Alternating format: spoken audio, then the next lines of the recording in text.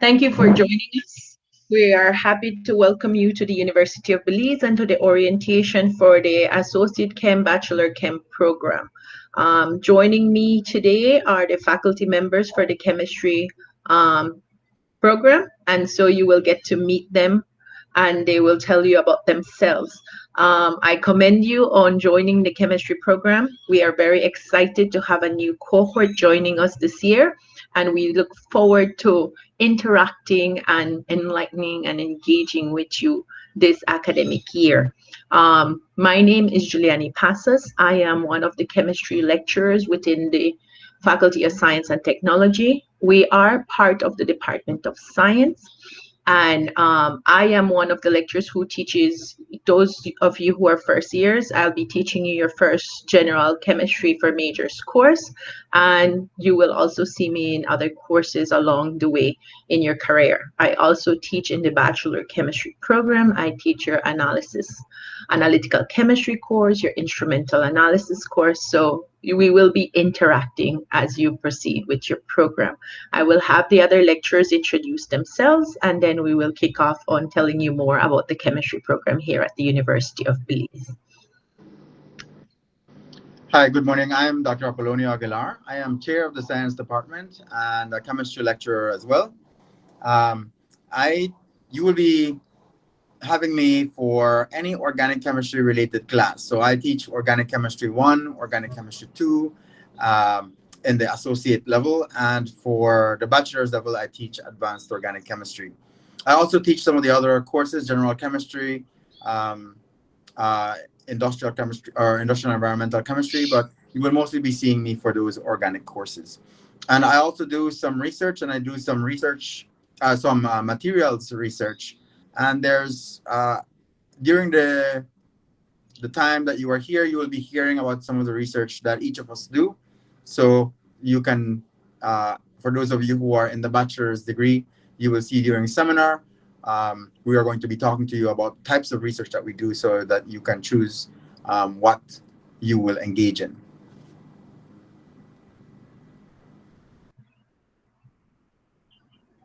Hi, I'm Karen Link. I teach associates and bachelor's level classes. I've taught soil chemistry and inorganic chemistry at the lower division, as well as pesticide chemistry. So I'll be seeing, I won't be seeing the first years this semester, but next semester, the bachelor's first years, those transitioning to third year of chemistry, I'll see you in soil chemistry. My interests lie more in alternative energy, so production using various biomasses. Okay, so I'll be looking forward to seeing you guys this semester. Hi, good morning, everyone. My name is Dr. Joaquin Urbina. I'm a faculty member and assistant professor under this great Faculty of Science and Technology. I teach both associate and bachelor level courses in chemistry. At this moment, I will not see the new associate students except for lab. I'll be teaching seminar 1 this semester. Typically, I teach the seminar classes for the bachelor level students. I also teach inorganic chemistry at the higher level and green chemistry, so very applied courses, exciting. And my research interests include areas in water quality, water analysis, as well as my passion, which is materials chemistry and supramolecular chemistry, where we we build new materials based on molecular interactions with applications to pharmaceuticals and environmentals, as well as in microplastic research. So looking forward to seeing you guys at both the associate and bachelor level at some point during your time at UB. Welcome, thank you.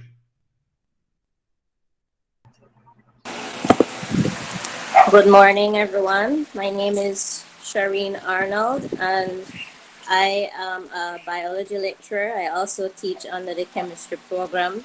I normally teach General Chemistry 1, Organic and Biochemistry, Biochemistry for chemistry majors, and Biochemistry and Molecular Biology for biology majors. And in terms of research at the moment, I'm focusing on microplastics in sediment and biota. And I look forward to working with you all in the future. Thanks. Thank you all very much. You have seen the lectures. We are the ones solely responsible for teaching the chemistry courses at the university. At one point or another, you will be taking classes with one of us, and we will try to challenge you as best as we can and teach you about the chemistry and our experience, and hopefully create that passion that you have for chemistry, harness that passion that you have for chemistry. I see Miss Franco is in, but I don't see the other technicians. So we will wait till the other technicians come in, and we will break off at one point to introduce you to the lab technicians, who will be the people who are responsible for assisting you in the lab. So what do we proceed? I will be your MC for today. But everyone is here, and we are here to answer your questions about the program. We want to provide you with information about the chemistry program. You will notice that we have students here who are doing both associates and bachelor's chemistry, and this is because we see this program as a 4-year program at the University of Belize. The moment you start your associate in chemistry, we want to invite you to proceed and continue into the bachelor's of chemistry. So we will share all that information with you today. Our chemistry program is the only one in the country of Belize, really. We have the only bachelor's in chemistry program, and coming in at the associates, you are really setting yourself to succeed in this program, because we will provide you with the foundation that you need to be successful in this 4-year program. Our program is designed so that it is applied, so that when you complete this program, you will have diverse exposures. You heard the lecturers mention about green chemistry, soil chemistry, pesticide chemistry. So there are lots of applied aspects of chemistry embedded in this program, so that then when you go out in the field, you're diverse enough to perform in any area that requires your skills and expertise.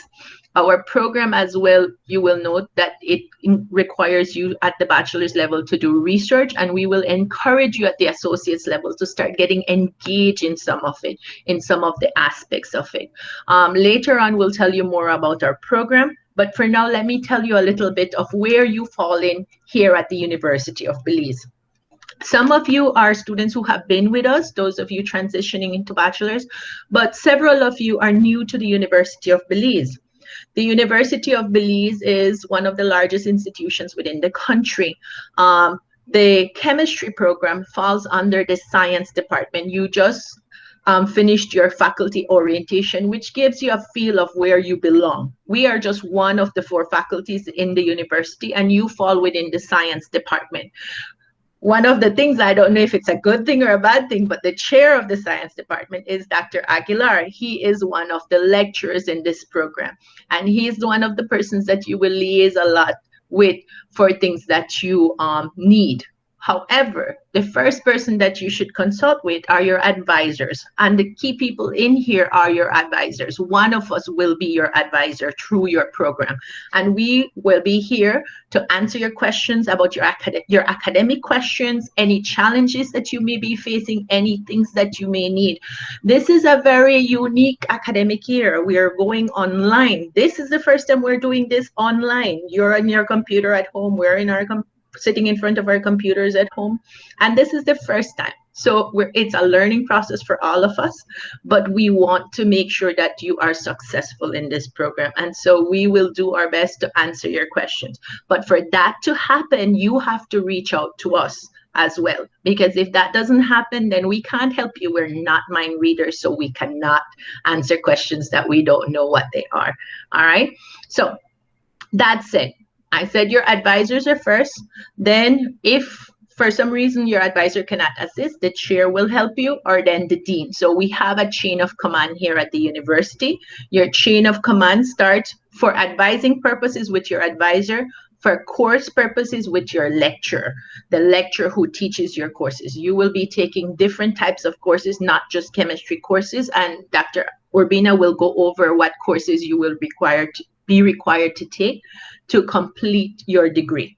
Now, the chain of command says you start with the lecturer, then if that doesn't work out or you still need more questions, then the chair, then the dean, and then we move it on higher if necessary. We normally try to address all your questions between the lecturer and the chair so that we don't have to go higher up. So follow the chain of command as we do things here. All right. No, I said your advisor. Now, our programs are applied programs.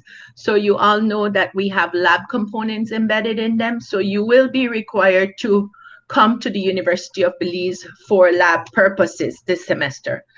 For those who are new, let me give you an overview of where you are. So let me share this with you so that you can see more or less a schematic of the university.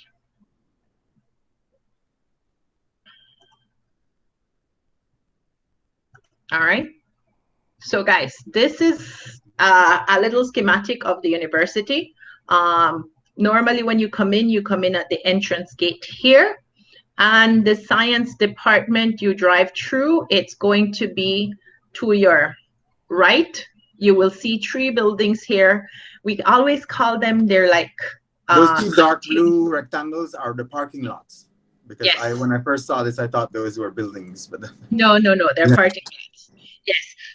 So you will drive through or walk or whatever, and we do have walkways too. These little lines are walkways, so you can walk through. But these are parking lots, so you will see 3 parking lots. It's all the way to the back. The science department is located in the back, and you will see these buildings that look like container buildings. Normally, what would happen in 7 and 8, that's where the offices are for the lecturers. And we will be there on days when we have to teach classes, and you have to be there for labs. The only courses that are going to be taught face-to-face are the lab classes, and those are the days that the lecturers will be on campus whenever they have to teach labs. On a regular basis, 1 and 5 would be your classrooms. This would be the Scarlet Macaw, and this would be the Jabiru. And hopefully in the very near future, we will be able to return back to having classes in the classroom. This number 6, this is what we call the Kutimundi building. This is where your labs are located. So we have a chemistry lab that has been updated and expanded, and it's located in this Kutimundi building. So that's where you're going to go to have labs. Dr. Aguilar will talk more about the labs and the lab modality when he presents a little later, so I won't go into that. We have the KJ lab is located here in the Kinkajou building.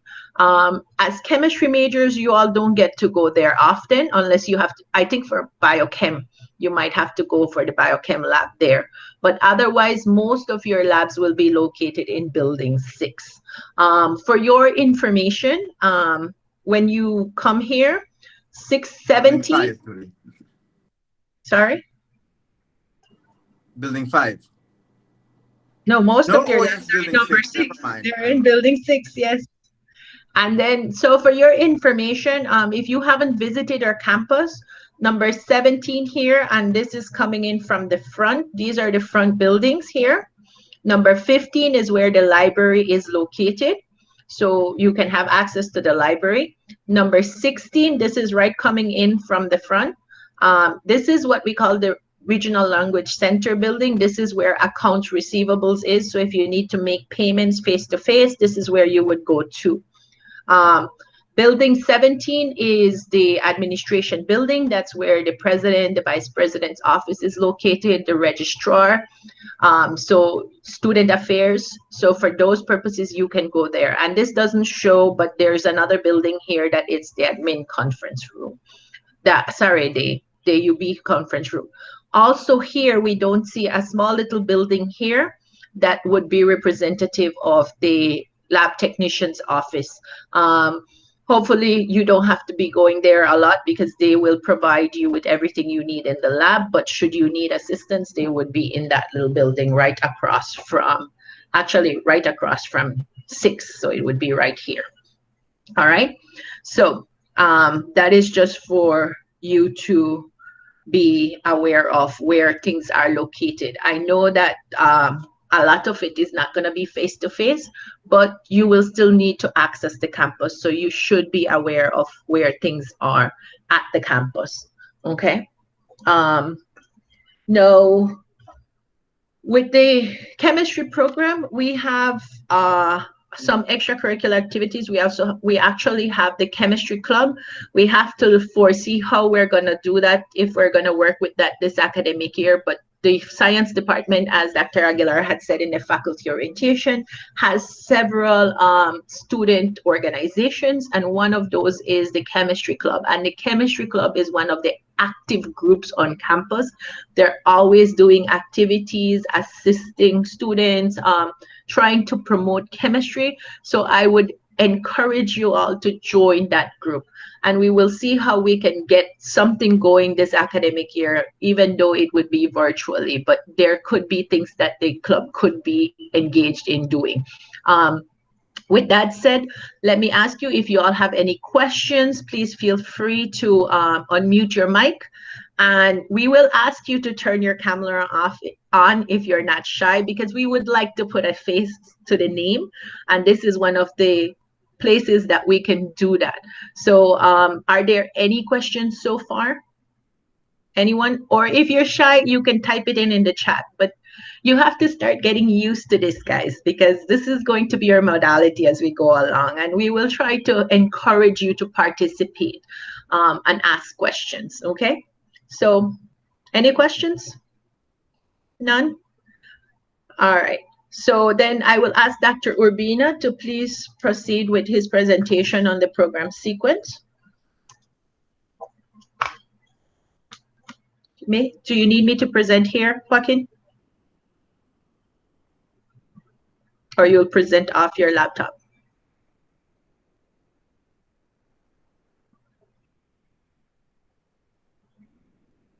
You're still muted. I will present. I will present. Okay, perfect.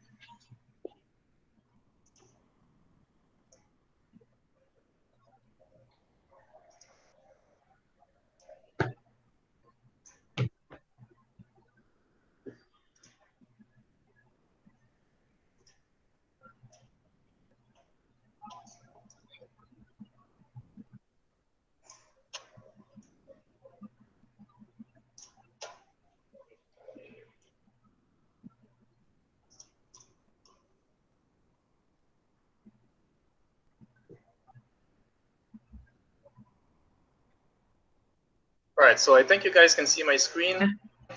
Yes. Okay, so all right, so what I'll do at this moment is to just go through the what we call the program sequence. So the program sequence is a document that you will be referring to, that will be your guide through your associate or bachelor program. It clearly states the framework or the backbone of how the courses will be organized through each semester as you go along. Now, it is advised that you have your program sequence with you at all times during the advising sessions. So especially those of you who are new, that you have this document on hand. At least if we're dealing with virtual meetings, then please have that with you electronically as your advisor goes through this program sequence for the courses you need to sign up. Now this program sequence is for the bachelor level. Ms. Passos had indicated that our chemistry program is a 4-year program. And so typically when we talk about associate and bachelor levels, we think of this program as being a 2+2, what we call a 2+2 program, where the first 2 years are typically at the associate level and the latter 2 years are at the bachelor level. So those of you who came in at the associate level, you will refer to year 1 as your as your starting point, and those of you entering as bachelor at the bachelor level will start at year 3. Okay, so I will go through this as a 4-year sequence and quickly just show you break down what this document is and why it is important. So for at the associate level, those of you there, you will start with your general chemistry for majors 1 along with the lab. Now the lab course is designed to complement the lecture.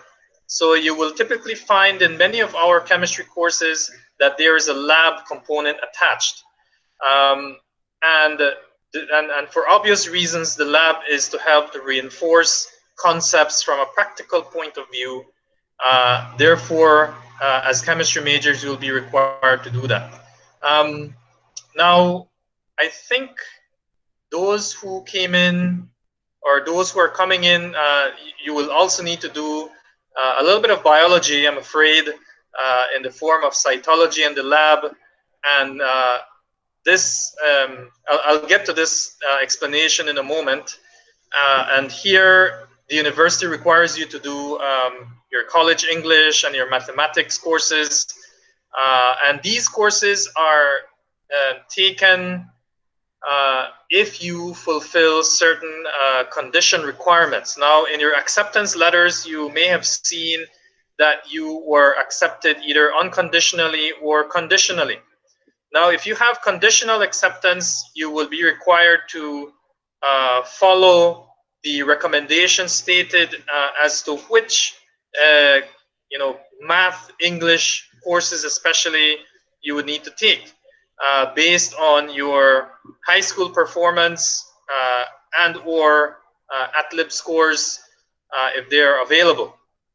And so you will go through these details with your advisor to determine which of those courses you'll need to take.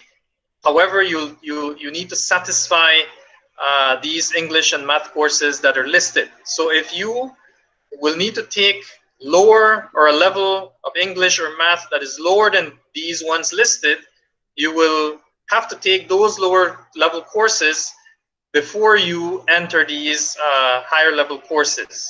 Okay. Now, here we have the number of credits that are ascribed to each of these courses. And so the normal load in a given semester for a full-time student is 18 credits. Okay.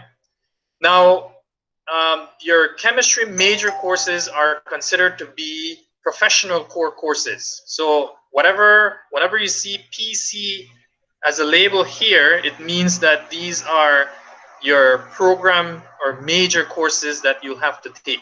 Okay, so these are mandatory if you need to continue along the program. Now, SC is what we call support core.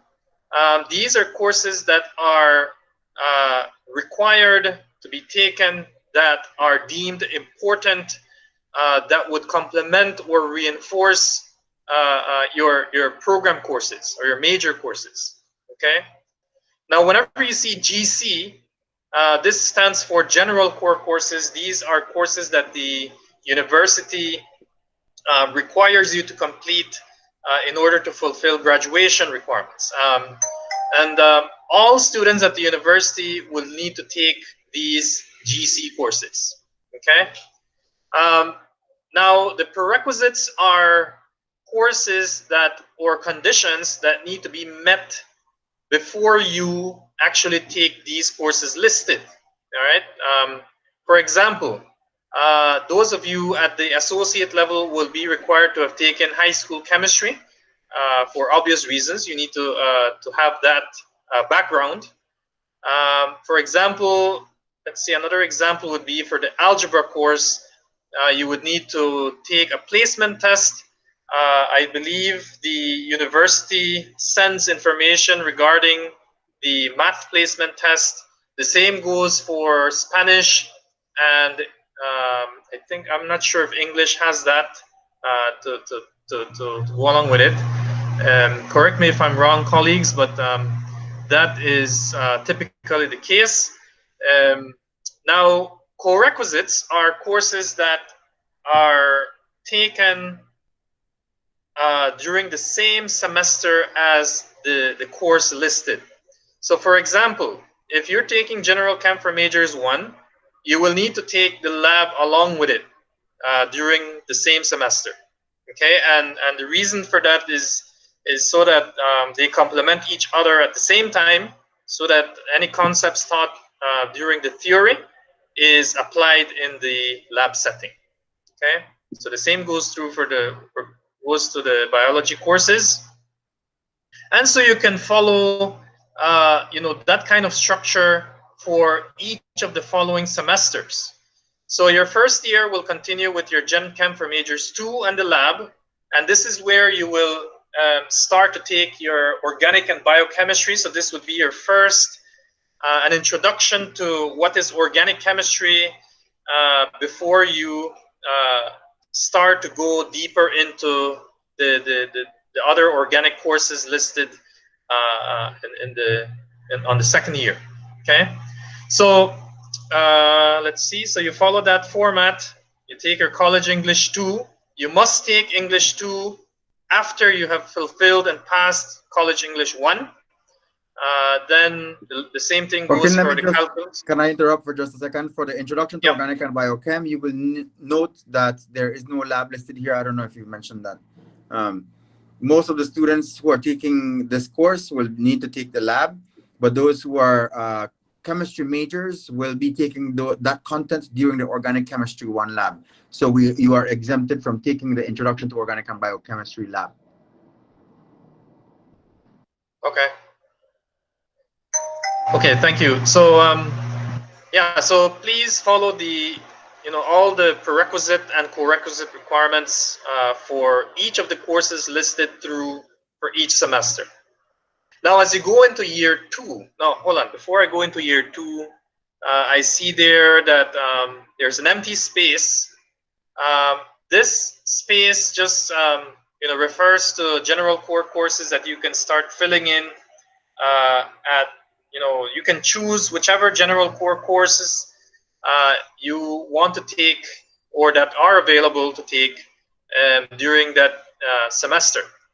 Now, I will show you what these general core courses are. So let me just jump into the end for a moment of this document. And so here is a list of general core courses that are offered every semester, except for English 1025, which is offered typically during semester 2 of that given year. So here you have a list of courses that you can select and take during any semester that you see, I guess, fit for you. So here, just choose from that. When you get into your respective advising sessions, you will already start to see which of these general core courses you will actually register for this coming semester. Okay, so you have to fulfill a total of 33 credits in the general core requirement in order to graduate. Okay, let's see. All right, so as you move into year 2, okay, the first semester, this is where you start to do an introductory course in organic chemistry and its lab, organic chemistry 1 and its lab, and general physics 1 and its lab. In addition to these major, well, the physics would be the support core in this case, but in addition to these courses, you would be taking up to 3 general core courses, and this is where your semester starts to get a bit more intense, okay, in terms of the number of credits. Okay, and the second semester of the second year, you will have a sequence for the organic the organic chemistry, following from organic 1. So you'll be doing organic 2 and the lab, and a sequel to the general physics and the lab in the form of physics 2 and the lab. And then here you can take your general core courses as required to fulfill graduation requirements. And so this would be up to this point, up to the end of year 2, semester 2. This would you would satisfy the graduation requirements for the associate in chemistry program. Okay, so those of you in the associate chemistry program, you will finish up to semester 2 of year 2. Okay, now as I think it would be a logical thing to do if you venture into higher studies or higher level, we want to strongly encourage you to apply for the bachelor in chemistry. If you were at the associate level. Now, those of you who are already coming in from a feeder institution, be it St. John's, be it Corozal Junior College, etc., you will be transferring your credits, from your former institution into our bachelor program. And normally you will start at year 3, semester 1, although there may be 1 or 2 exceptions where students who may have not fulfilled 1 or 2 courses from their feeder institution would be required to take those courses as you enter at the bachelor level. Okay, so your advisor will tell you more exactly what those courses will be after he or she has identified those courses from your transcripts. Okay. Now, as you enter into year 3, okay, so those at the bachelor level, they will have to fulfill some higher level mathematics, some statistics courses, and this is where you will also start to be introduced into research. Okay, it doesn't mean that at the associate level you are not required to think critically. However, at the bachelor level, you will be guided throughout those remaining 2 years into what will culminate as your chemistry thesis research. Okay. Now, this chemistry thesis is an important requirement at the bachelor level because this is where you will be exposed to real life research, real application-based research, which will be useful to take with you if you proceed, into higher level studies at the master or even at the doctorate level. So we will be very excited that you, be exposed to this kind of environment. We can clearly boast that our program is applied based. Okay, and so this is where the seminar 1 course comes into play. You will be introduced to, to foundations as to what it means to read scientific literature, how to interpret journal articles, and to be exposed to the scientific method in a more in depth, and how to also write a literature review. Okay. Then you have courses running simultaneously that semester in the form of soil chemistry, food chemistry, and applied chemistry laboratory, which are all very much hands-on applied courses. It doesn't mean that you will not be exposed to theory, okay, but the theory will have an application perspective to it. Okay. Then you have inorganic chemistry, which I normally teach that course. This is at the higher level, so this is different. This inorganic chemistry is at the bachelor level. If you notice, the names are similar to the introduction to inorganic chemistry, but this is different because the bachelor level course is at the higher level than the associate level course. So when you sign up for your courses, please make sure that you sign up for the appropriate course that meets your level. Okay. All right. So as you move into semester 2, you continue with your biostatistics. You have to do calculus. Those of you who are not very avid in mathematics, I'm afraid you have to do some calculus, because our chemistry program will require you to take physical chemistry, which is an advanced level chemistry course that requires this calculus based knowledge. Okay. You will be pushed a lot in courses such as analytical chemistry, where concepts in terms of tiometric techniques, potentiometric techniques, approaches that have to do with how to do calculations, conversions of different concentrations of solutions, all the fun stuff that students really enjoy in chemistry will be taught here, and the lab will just reinforce what those concepts are. Scientific proposal writing is a very interesting course where bachelor students are required to be able to write a proposal. Now, a proposal is a report that a scientist develops, that he or she has to be clear in terms of the intended research that would be carried out. Okay. Now so this course will introduce into all the nitty-gritty, the techniques that are required to write a proper scientific proposal. So clearly important there. And then industrial chemistry, which is an applied course. Normally we would take students out to field trips to visit, for example, B&E, to see how their industries run. So it's a very exciting course, but we'll see how that goes because of the current pandemic. Okay. And so as we move into year 4, this is where we start to squeeze your brain juice even more. Okay, because physical chemistry is a challenging course, very much math based.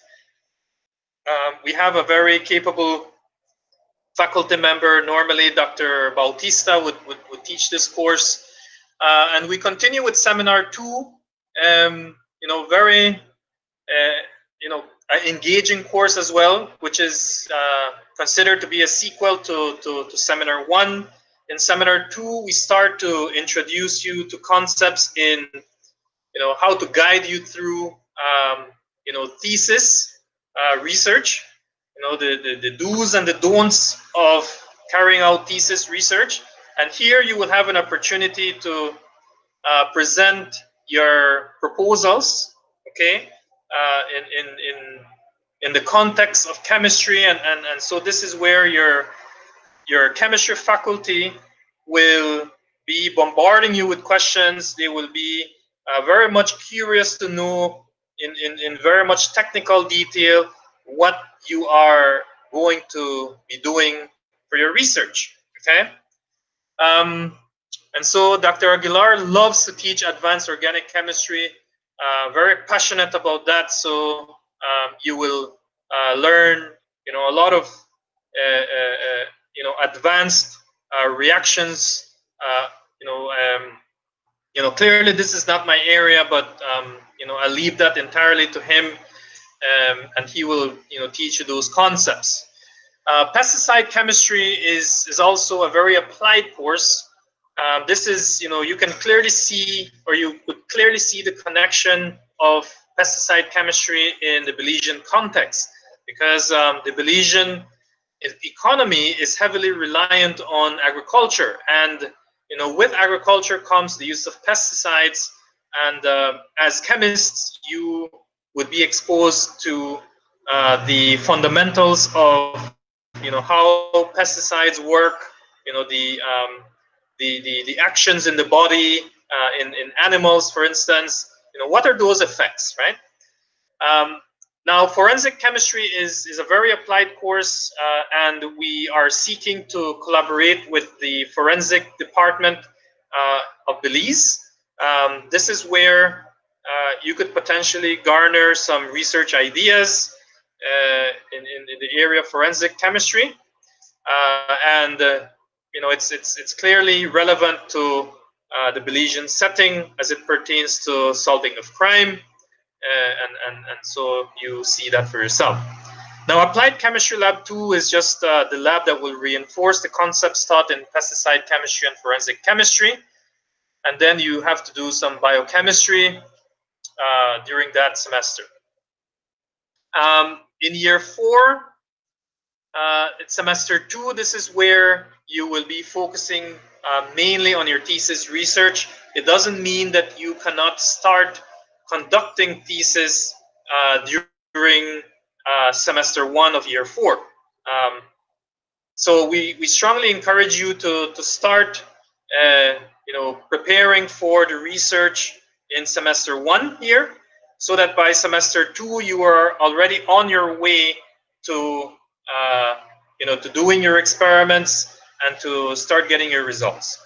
Now, along with thesis research, this is where you will, thesis research is where you will have a research supervisor who will be one of us, chemistry faculty, where you will be guided through from start to finish, your entire research activities. Okay. So very important course. Along with that, you will be doing Physical Chemistry 2, Instrumental Analysis. Ms. Pasas loves to teach instrumental analysis. She will definitely challenge you there. And Green Chemistry, I enjoy teaching this course. I force you to think critically in this course and to be able to apply theory with real-life applications and to what is going on in the world around us. Okay? So don't be fooled by this 15 credits here at the end.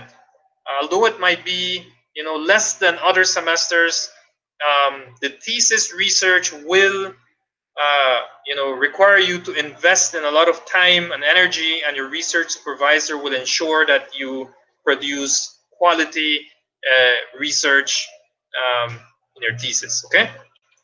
So all in all, if you consider the associate and bachelor level courses, or the sequence. Yes. So I've been in and out between other meetings, so I just wanted to make sure though. Did you mention about these classes that are first semesters given every other year? No. Okay. So what we have, and correct me if I'm wrong, Dr. Aguilar, we have certain courses that will be alternating within this sequence at the bachelor level. So if you look at the program sequence, you can see in year 3, semester 1, and year 4, semester 1, there's a set of courses that is highlighted a different color.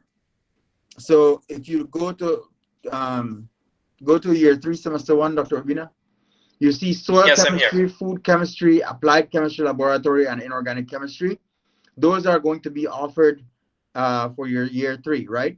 So you as third year, which you are the new bachelor students are third year, will be taking these courses. But the students who from last year, the cohort before you, will also be taking this with you, which means that next semester, when you take the next year, when you go and take in year 4, Dr. Urbina, can you go down to year 4?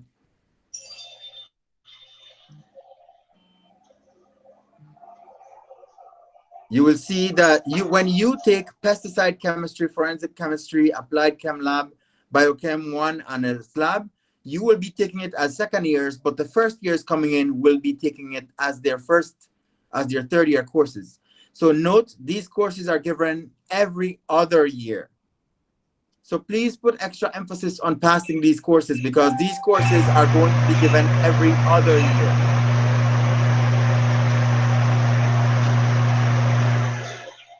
Okay, so I hope this is clear to you guys. If not, then you know, when we well, I think I've pretty much finished talking about this program sequence. Okay, and here's just some definitions for what I just described, and you can follow that. And so at this point, if there's nothing else to add, Dr. Urbina, there's also yes. the transition year for the students. Yeah, but I think that can be discussed with their advisors. They can just know this. Right. Okay, any questions, guys? This is very important. Are there any questions for Dr. Urbina or any of us pertaining to your program sequence? You have received a copy of this program sequence already. And so you should have it for you to go over with. When you meet with your advisors, they will advise you on what you should register for this coming semester. And also for the bachelor students, your advisor will go over what courses are being transferred and what courses you're deficient in and what courses you should be taking. And that is where this transition course that schedule that Dr. Apollonio mentioned will come in. But that will depend on this will depend on student to student case, because it depends on what the background you're coming with and the courses that you have completed for the bachelor students at your associate. So are there any questions, guys? You can type them in the chat or feel free to just turn on your mic and ask your question. We're happy to answer. You're muted, we can't hear you.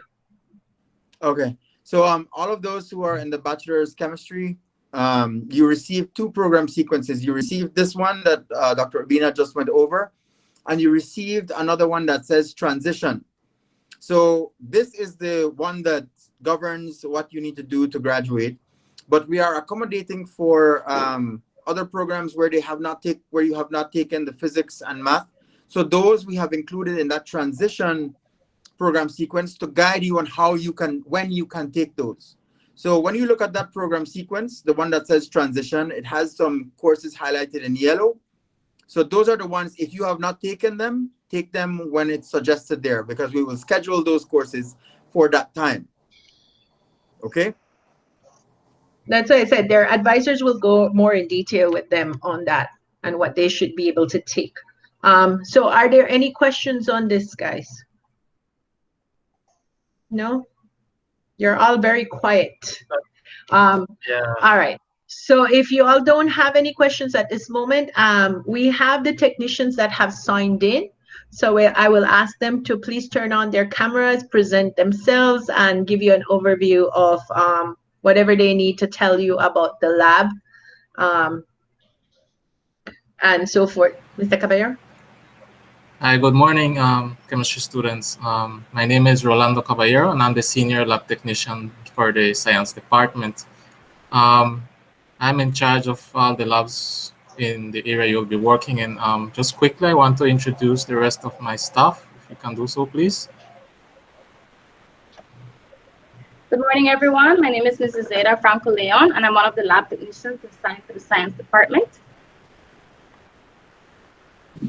Good morning, guys. My name is Gina Kaniga, and I'm the third lab tech from the science department.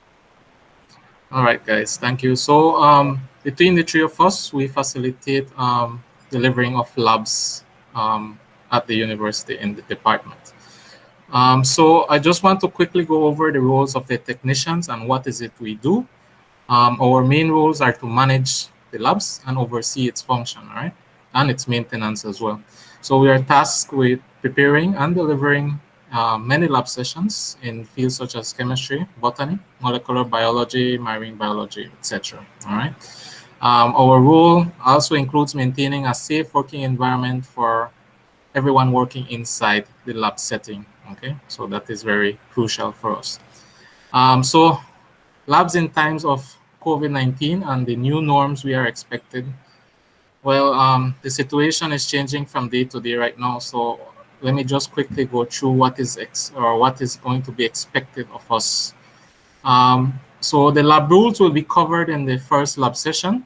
All right, and it is very important that you guys attend that session so that we can outline and you can learn about the do's and don'ts for lab safety. Okay, we will be having reduced number of students per lab, so I think we are at 12 students per lab at this point, and also there will be the mandatory use of PPEs or personal protective equipment, including your personal face mask, all right? And use a buccal face mask that covers your nose and your mouth. So each student must purchase their own, okay? Other PPEs that you guys must have as a chemistry students are your lab coat and your goggles. Well, the lab coats, you guys can have your seamstress sew it, or you can purchase one from any of the suppliers, all right? And then the goggles that go over your eyes, you can purchase those from your local hardware store.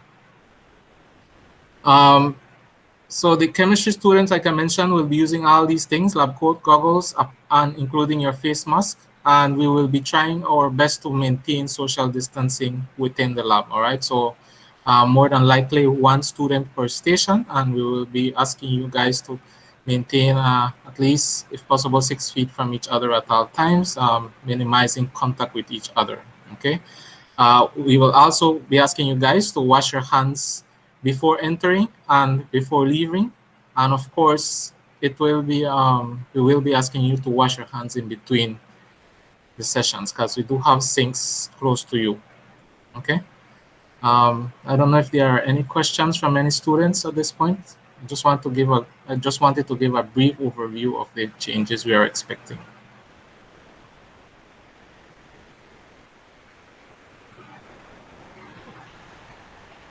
Any questions, guys? No? Well, I want to thank Mr. Caballero and his team for joining us briefly. Thank you for giving us an overview of the labs, and we will have the students make sure that they adhere to this, keep reminding them that they adhere to the policies. It's important. Thank you very much, guys.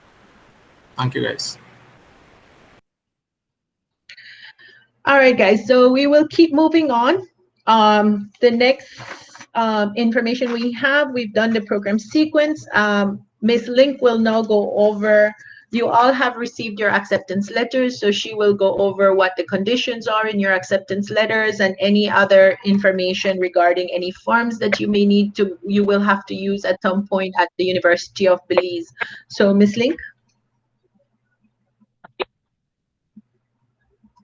Yes, good morning, everyone. Okay, by now, you should have read through your acceptance letter carefully. Some people will have received unconditional acceptance. That means you just go through and take the courses as is listed in the sequence that Dr. Abina went over. However, some people got an conditional, they got a conditional acceptance. Now, why do you get a conditional acceptance? Well, we require certain things to be in place before you're accepted fully. Mainly that you have a C plus average, that means like a 75% in your English, math, and major course. So in this case, chemistry when you're in high school. And if you're doing the bachelor's program, you needed to have completed the first 2 years, right, in sequence. So if you hadn't done those things or hadn't reached those grades, then you would have to, as I said, make up for it in some way. So if you see in your letter that you have conditional acceptance, you have to follow through on those conditions. So I'll just mention a few that you might see. First one is that you have to do an additional course or a pre-preparatory course. So for example, you might have to do a developmental course.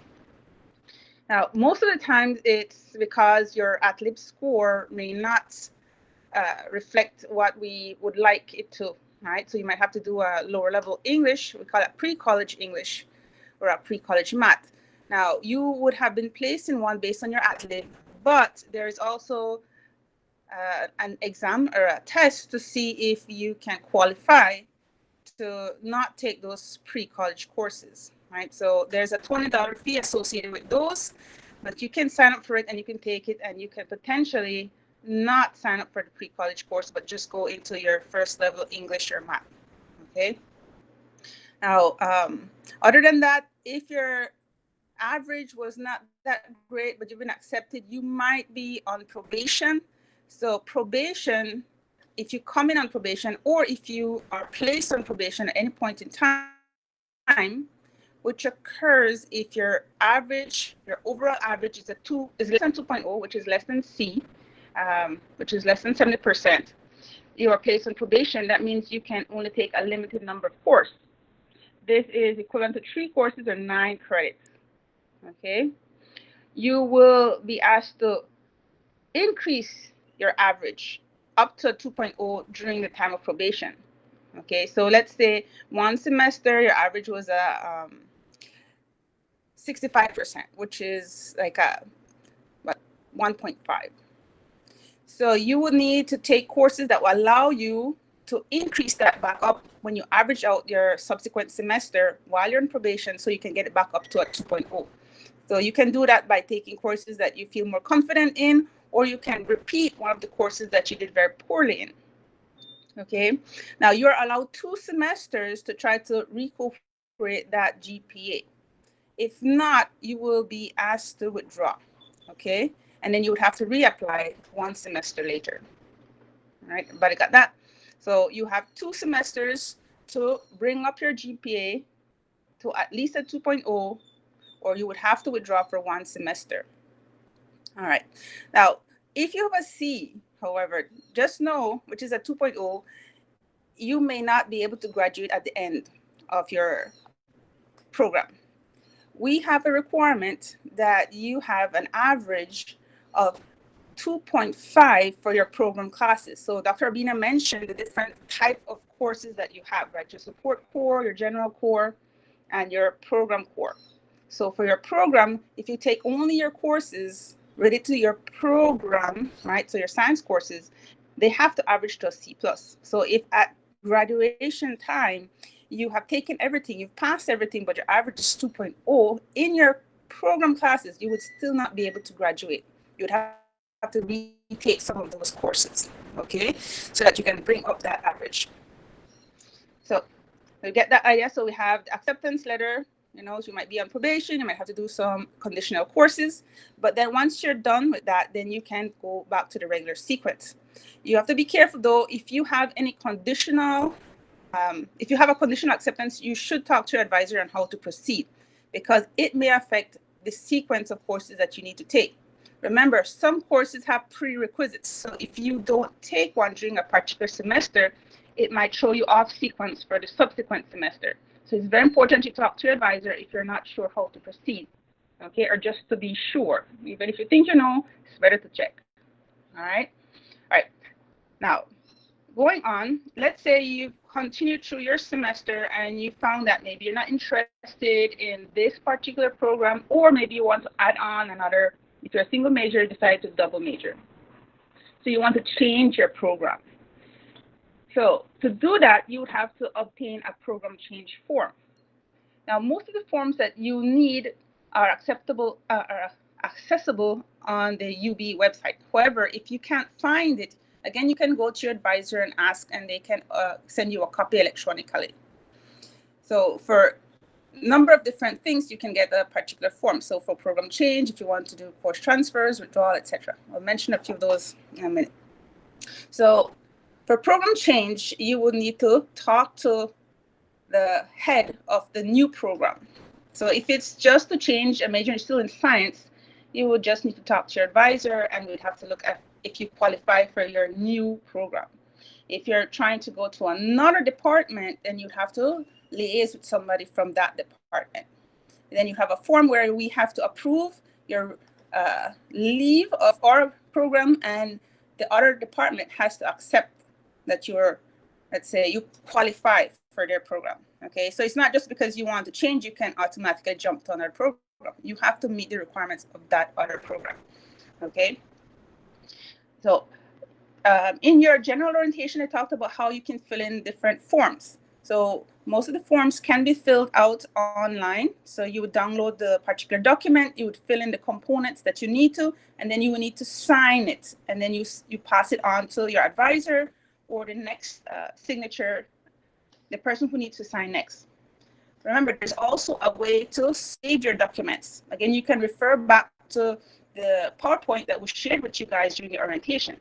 So it tells you how to save your document. So in order to make things clear, all right, so it's easy for your document to be filed away, you need to follow the protocols of naming it. So typically it's the name of the document, your name, if it's a particular course you're dealing with, you put in that course, or if it's a particular program, etc. So just follow through on the guidelines. Okay, so for program change, I've said you need the other program, you need our program approval, and you proceed. Course transfers. If you have attended another sixth form or university and you're transferring classes to your program, you will need to fill out a course transfer form. Again, you have to do this through your advisor. You will need to have your complete transcript, right? So some of you may have not submitted one with the last semester. So you need to update that and send in the complete transcript. Then based on that, the advisor will look at what courses are transferable or equivalent to what we are requiring you to do for your program. So you can make sure that this form has been filled out by liaising with your advisor. Okay, this is important to do because especially for prerequisites, if your course transfer has not gone through and you've done a course already, you may not be able to do the next course even though you've done the prerequisite because it has not been registered into your background. So they have to have a course transfer. Now, sometimes it is delayed. It doesn't mean that you will not be able to take it completely, but you will need the assistance of your advisor to register for your courses. Do not say, well, I could not register, and so you don't take the class. Okay, so if you look at your sequence, you know what class you need to take next. If you have problems registering for a class, talk to your advisor. All right, so they can't help you if you tell them at the end of the semester, in the middle of the semester, oh, I couldn't register. So you need to be following up on that. So you have to take some responsibility for your program, okay, and your sequence of courses. All right, other than that, if you're taking a class and this is a new system we're on, it can be a bit challenging, right? And some of you have some really heavy loads. So you might find yourself struggling in one or two courses, and you may decide that you cannot complete that class. You cannot simply not attend and then say, well, I couldn't deal with it and that's it. You have to, if you decide early in the semester, you can drop it, and you should have received a calendar that has a list of deadlines. So you have the drop add period, so you can just drop a course via your Zenigrade, so your student portal, sorry. And let's see, the drop add period ends the 31st of August.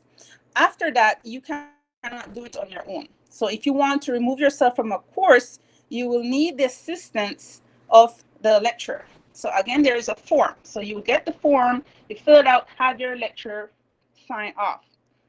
Make sure that you have a copy of any document that you fill in and submit. Remember, these will be electronic, so you can just save an electronic copy. It is important because if there is any error, if your document gets, let's say, misplaced at any point in time, this is a record that you submitted that document. All right, so we're not saying anything will happen, but it's just in case. So if you withdraw after the dropout period, you will not receive a full refund of what you paid for the course. Okay, so just keep that in mind. And if you withdraw really late in the semester, which I think let me just double check, the deadline for a late withdrawal is November 2nd. And at that point, you would have been withdrawing with a WP or WF. That means that you will have indication on your transcript that when you withdrew, you were either passing, which is a WP, or you were failing, which is a WF. It does not affect your overall GPA, but that designation is on your transcript. Okay. Okay. It's hard to think about all the forms you might need.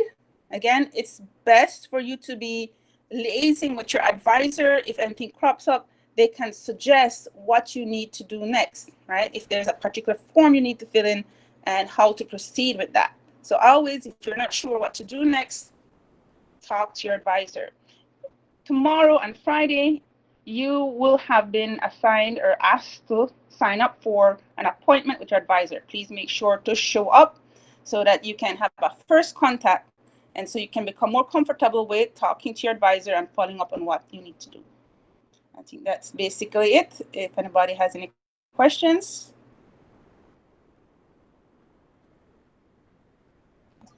Thank you, Ms. Link. No? Any questions, then, guys? Julie, You I all pass it have. back to you. Thanks, Ms. Link. Any questions, guys? You all have been very quiet, and this is your opportunity to ask questions about your program sequence, about things that are happening, how things will function at the University of Belize. This is your opportunity to ask us those questions. This is a small group, so please ask questions, Hello. anyone. Okay, let's see, Aldair. So I had a question concerning my sequence. I have to take algebra and trigonometry, but I'm not sure if it will be offered online or not.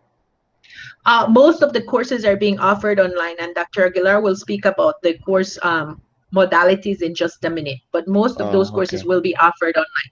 The only courses that will be offered face-to-face are those that have lab components or some form of laboratory needs. All right? Okay, thank you. Sure. There was another student who was trying to get in. Ms. Pasos? Yes, Ms. Pasos. Ms. Pasos, excuse me. Yeah. Yes. May I suggest that the students asking questions, if they have a camera, if they have a camera, could you please turn them on so we can get to know them? Yes, please? I had mentioned that at the beginning. Thank you, Dr. Rubina. Dyron? Hold on, Miss McKay. Your camera Yes, work? there you go. Yes, all right. I just did wake up, but I wanted to ask about the course sequence for year 3, semester 1. It has algebra and trigonometry. Yes, I've taken that. And then for the second semester, it has calculus 1. So I wanted to know if I can still move around some courses that I can take earlier than others. Yes, you can. And that's where your advising will come in, where you will meet one-on-one with your advisor in the next couple of days to decide that. Because if you have taken some of the courses that are required for the semester, then you don't have to take them. So you open spaces to put in additional courses. Those additional courses will normally just be support core courses or general core courses, because your professional core courses are slated for the given semester. So you cannot move the professional core. Okay. Another question, when it comes to transportation, all the students have to find their own transportation to school on Fridays, right? I think that there has been no talk about it at the university, but most of the students will be doing online. So I don't believe there might be a bus system in place. Maybe when the semester kicks off, if they see the number of students going to campus, then there may be the opportunity to put in a bus. But at this point, I think you all have to find your own method of transportation to the university. Yes. Okay, thank you. You're welcome. Anyone else with questions? Good questions, guys. Anyone? Okay, well, if we don't have any questions at this moment, I will pass it on to Dr. Aguilar so that he can tell you about how courses will be offered this semester, which I know is the burning question for many of you. Dr. Aguilar? All right, good morning, students. All right, so we know that the courses are going to be online. And please pardon my neighbor, they're mowing their grass every Wednesday, so there's this loud background. But so the courses will be online except for the labs, right? And so the scheduling for all of these courses, you will note when you do registration, your professional core courses, well, everything will be online, but there are two different types of modalities. Well, there is the synchronous and asynchronous classes. Asynchronous classes are going to be the ones where you do not have any time scheduled for them. The lecturers, what they do is they will be posting videos, be posting resources, and you will be self-pacing yourself through those courses. So you go and you do it at your own time. So those are called asynchronous courses. Okay. Then there are the synchronous ones. Synchronous courses are going to be scheduled at a time. You will see them on your registration. They have a specific time when you will be having live classes. Now, when you have those live classes, you will be using Google Meet or Zoom, most likely Google Meet like this. You will be going into the class and listening to your lecturer teach. And these sessions will be recorded, and you can see them when you go to your calendar. You can see the recordings as well afterwards. So even though these synchronous ones, you need to be present, you should be present for those classes, you can go back and see them afterwards. You can go and look at the recorded sessions. Now, Dr. Urbina pointed out that there are general core, professional core, and support core. All of the general core courses, all general core, like you were asking about algebra. Algebra is a general core course that is supposed to be asynchronous. All general core courses are supposed to be asynchronous, which means that you can self-pace. You don't have to be there for live sessions. And that the reason for this is that since your professional courses are going to be scheduled, we don't want to have any clashes so that students can always take their general core. So general core are asynchronous, which means that they don't have a specific time. And there will never be a clash between your general core and your professional and support core. Okay? This is the reason for having all of the general core asynchronous. And to clarify, asynchronous means that they are not scheduled at a specific time. Synchronous means that they have a specific time and you will have live sessions. Now, those live sessions may not be happening every time it is scheduled. You will at least have one live session per week. The other session may not occur. You may have recordings. Your lecturer may show some recordings or some other resources for you to do. So that's that description there on how your courses, the difference between synchronous and asynchronous. General core are going to generally be asynchronous. Now, labs for the programs, the way that I have scheduled them is that students will not be taking labs on the same day that they are taking courses. For the same reason that students will not, all of the other courses are going to be online. All of your lectures are going to be online. Students need to be able to access their computers or the internet when they are doing their online courses. So we have scheduled labs on a given day, and you don't have any course in your program. You don't have any course on that day. So the days that you have to go into campus, you don't have to be rushing back home to try to get onto your computer. Okay? Now, if you do have an issue like that, please contact me, but I have scheduled everything so that there is no overlap between classes and labs, okay? I've also tried that labs be on the same day for a program. So if you have 2 labs that you need to take, I have tried for them to be on the same day. Or if they are, you have 2 labs to take, if it's not possible, if it's 2 chemistry labs, for example, you cannot have them on the same day. You're going to have to have them on Tuesday and Thursday or Monday and Wednesday so that they don't overlap with the other courses.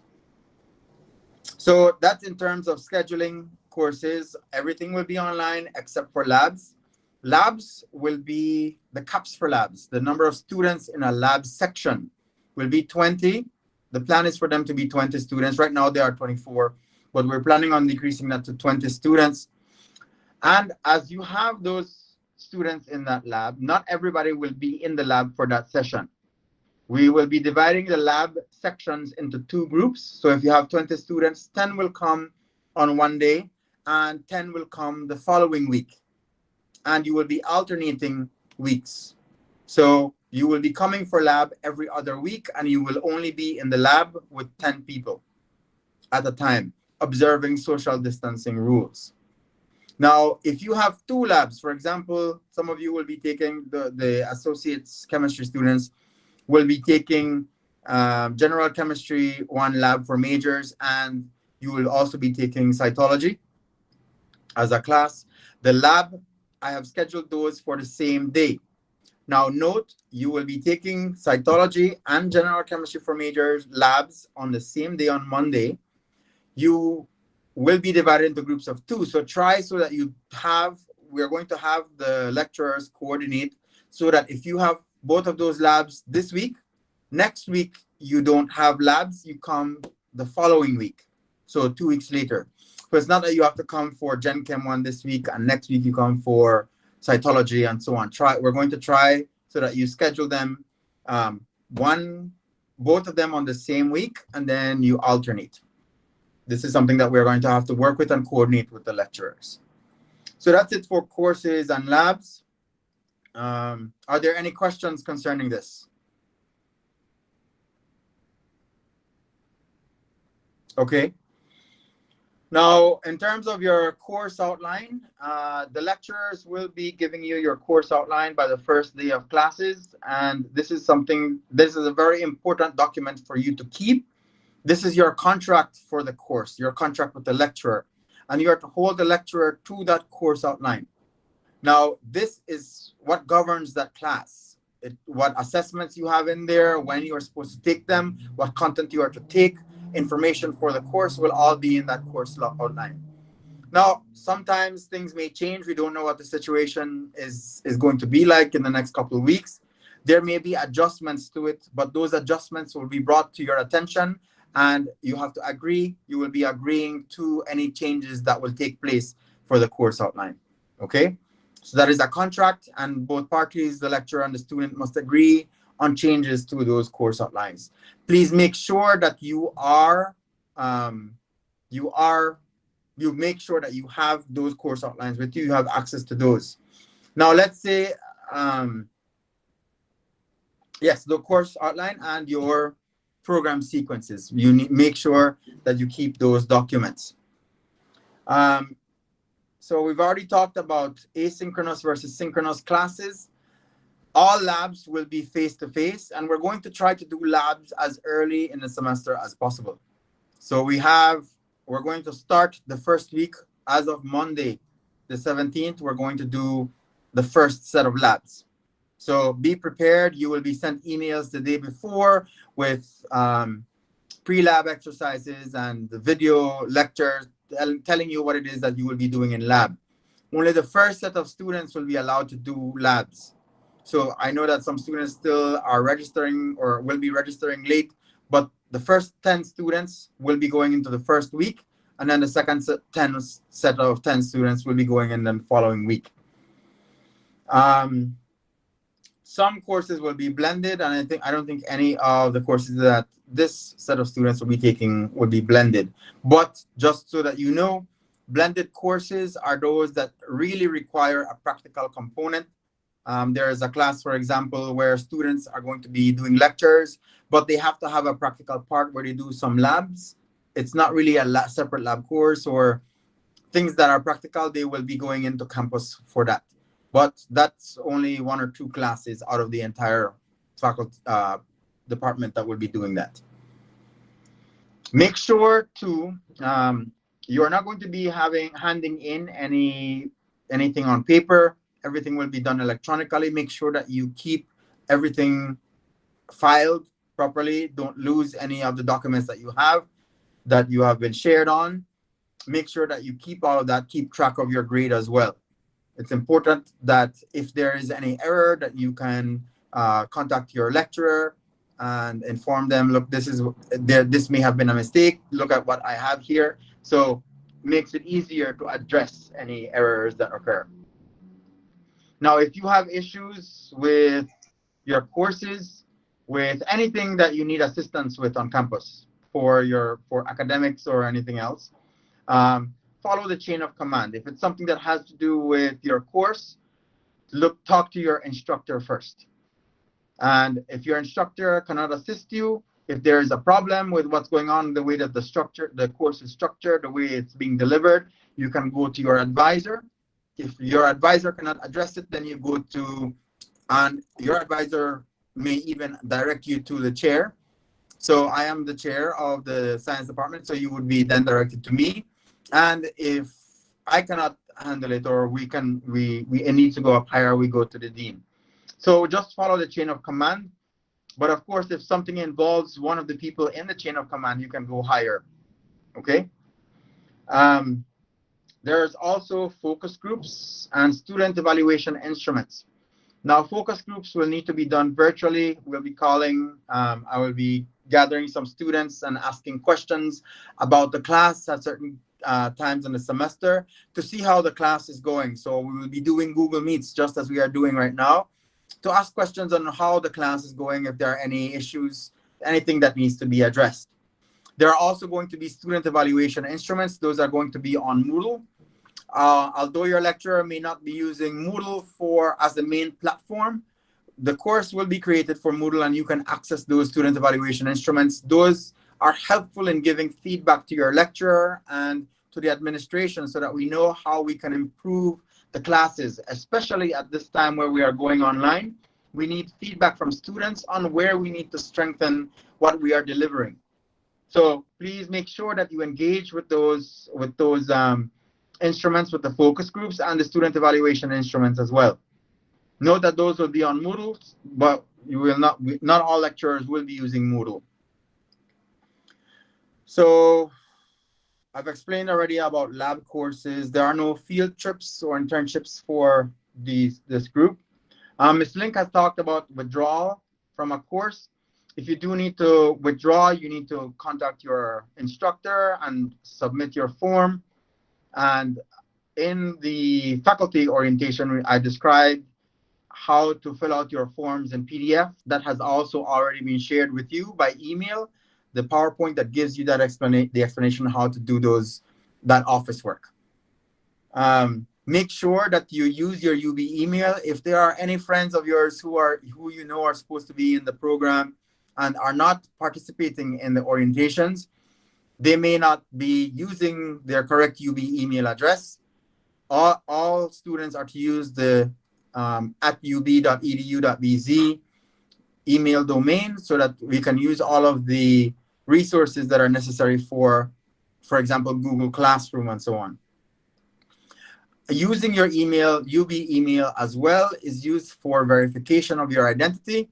If somebody sends me an email from Yahoo and they have your name, they claim to be you, and then ask that a course be dropped or that something be added or that we do something with your finances, well, which we do not do, but I'm giving an example here. We need to verify that you are that person. And the only way to verify that is if you use your UB email. The UB email is assigned to specific students. And if you use that and you do not share your password with other people, we know that that is you. And so when you are submitting forms and doing things officially, making official requests, we copy you on the processing of those forms.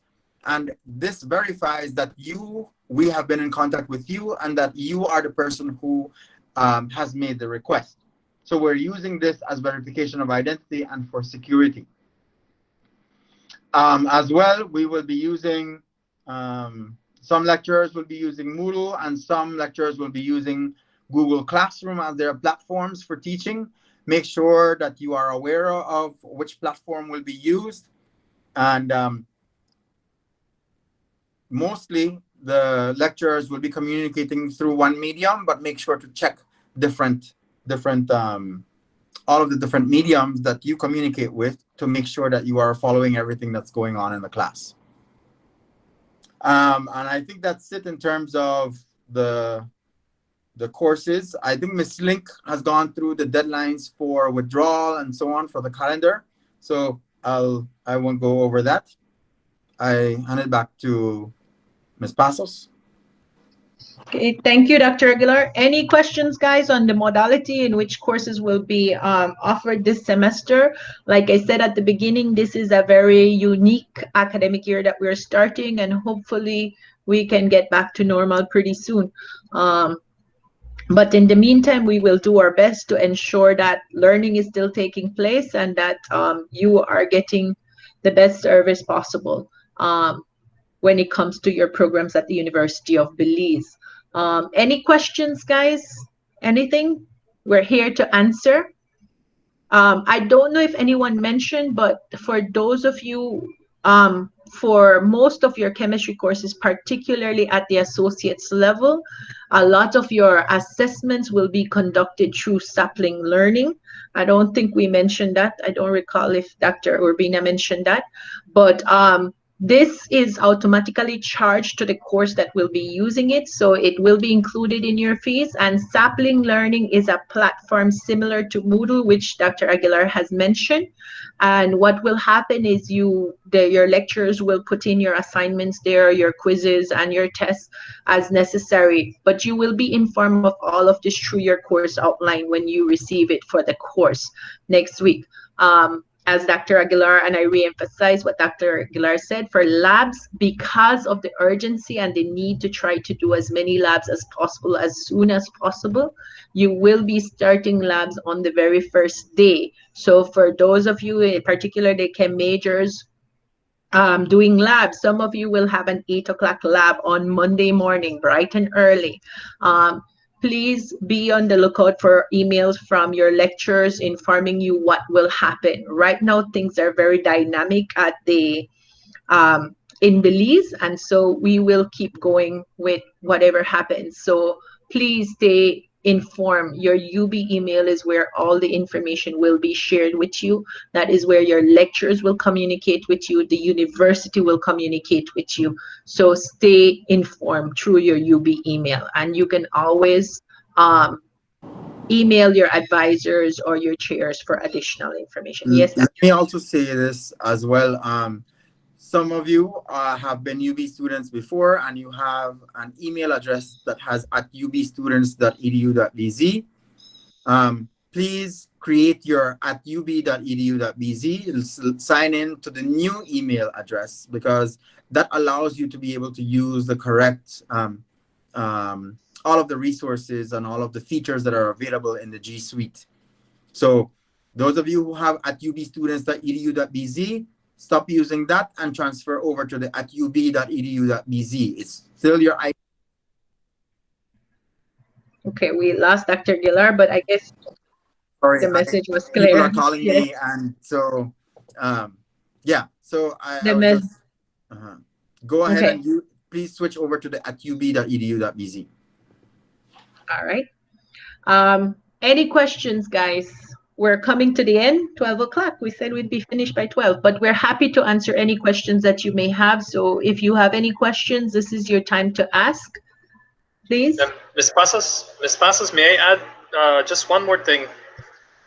Sure, the emails that were sent, so all the communication that has been sent previously, involving virtual meetings, things happening this week, and any communication has been sent to your UB email in the ub.edu.bz domain. Okay, so because I'm getting emails from 1 or 2 students saying that they did not get any meeting invite nor any information regarding this week, and so I had to clarify that this was the case, that they had to refer to their ub.edu.bz email account. So I just want this to be clear moving forward. Yes. Thanks. Yes, guys, and if you have any student who inadvertently, thank you, Dr. Urbina. If you have any student who inadvertently did not get the invite for this because they didn't see it in their UB emails, please tell them to communicate with us, because this is being recorded and they can get to see it and get the information. That is the purpose for the recording session. And this student will also need to communicate with their advisor, and everything is being done through the UB email system. This was communicated to you, all the students, that you had to set up your UB email so that everything starting as of this week would be coming to you through that email. So please communicate that to your friends or colleagues or anyone that you know who has been accepted. All right.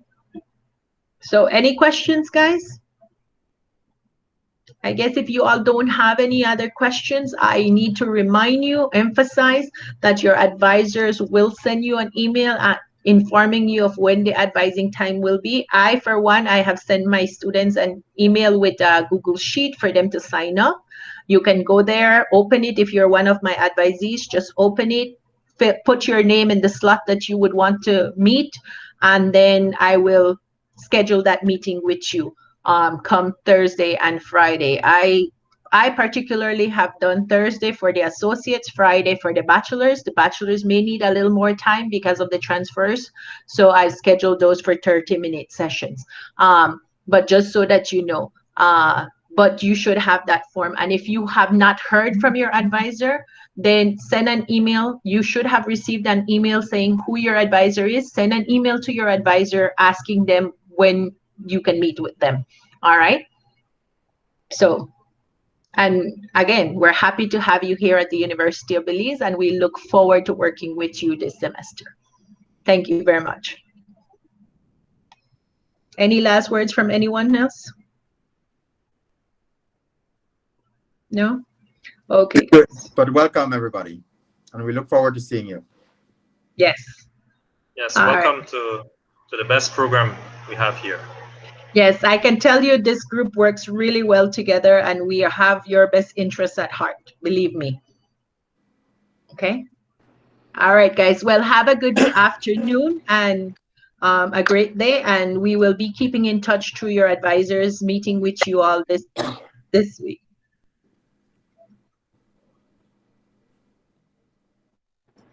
Thank you. See you again.